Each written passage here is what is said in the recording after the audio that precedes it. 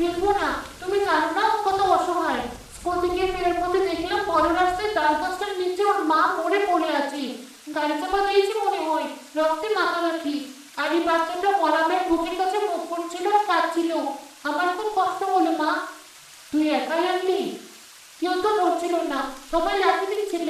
ও এতিম মা। আমার যদি মা না থাকতো আমিও তো এতিম হতাম। তখন কি আমাকে কেউ ফেলে দিত? ছি মা, অমন অলক্ষণে কথা বলতে নেই। দে, ওকে আমার করে দে। সৃষ্টিকর্তা এতিমের মায়া বড় বেশি দেন মা। যার কেউ নেই এটা সৃষ্টিকর্তা আছেন। তুমি রাগ করনি মা? অবলা জীবকে আশ্রয় দিলে সব হয়। রান্নাঘর থেকে বাটি করে একটু গরম দুধ নিয়ে আসি আমি। আর তুই তোর শরীর মোচ। ও কিন্তু আজ থেকে আমার কাছে থাকবি। ওর নাম রাখলাম মিনি। আচ্ছা বাবা, এখন যা, কাপড়টা পাল্টা।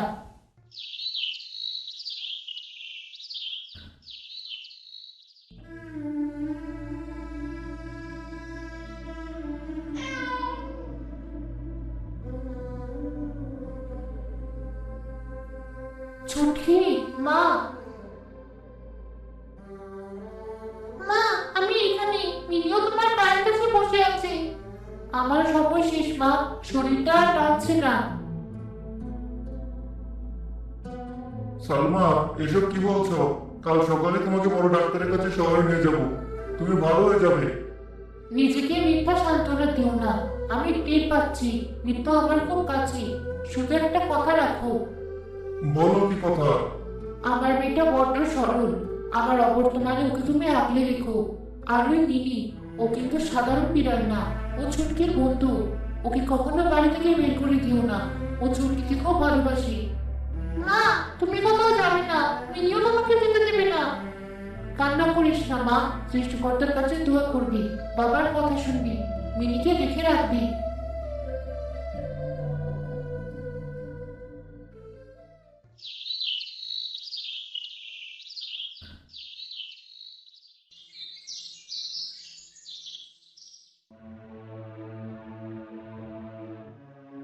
ছুটকি মা, এদিকে একটু আয় তো।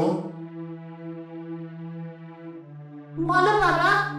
মা, তোর মায়ের মৃত্যুর পরে এই সংসারটা কেমন যেন এলোমেলো হয়ে গেছে।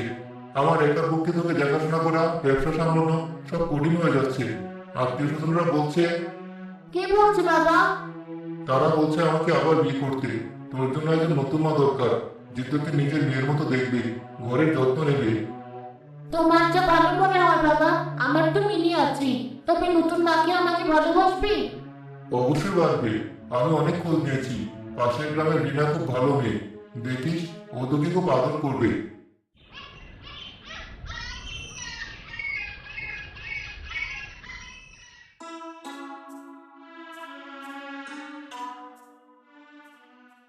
ও মা, এই ফুটফুটে মেয়েটাই বুঝে ছুটকি।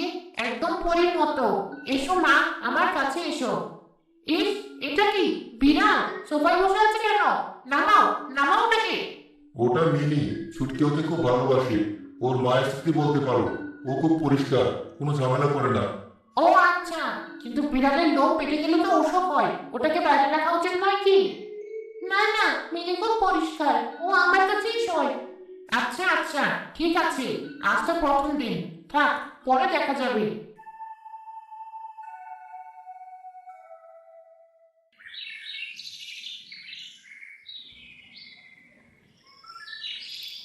মা, আমার এখন খেতে পেয়েছি।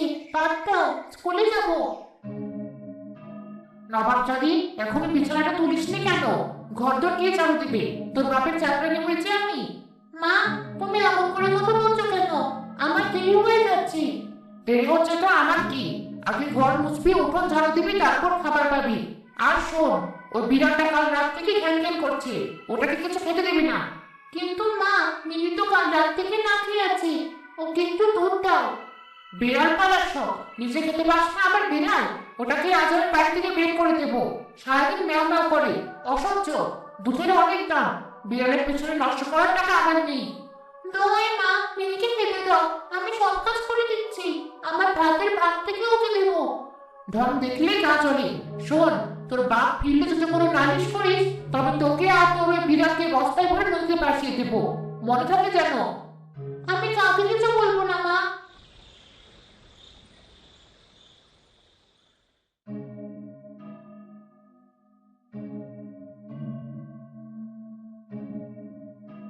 বলো না, আমি এই বাড়িতে পর, সৎ না বলে আমার কোনো দাম নেই। কি বলছো এসব? কে কি বলেছে? তোমার মেয়ে, আমি বললাম মা একটু পড়তে বসো, অমনি মুখের ওপর চাওয়াটা উত্তর দিল। বললো তুমি কে আমাকে বলার, আমার বাবা আসুক, তোমাকে বাড়ি থেকে বের করে দেবে। কি? ছুটকি এত ব্যাধ করেছে? ছুটকি, এদিকে আয়। তুই তোর মায়ের মুখে মুখে তর্ক করিস, সারাদিন বিড়াল নিয়ে থাকিস, পড়ালেখা নেই? তোর মাকে তোকে এই শিক্ষা দিয়ে গেছে? বাবা আমি তো কিছু, থাক, বকো না বাচ্চা মেয়েকে, আমি হয়তো বোঝাতে পারিনি, ও নিজের মতো থাক। না, শাসন করা দরকার। আজ থেকে মেরি ঘরে ঢুকবে না, ও বারান্দায় থাকবে। আর তুই স্কুল থেকে ফিরে সব কাজ করবি, তারপর পড়াশোনা।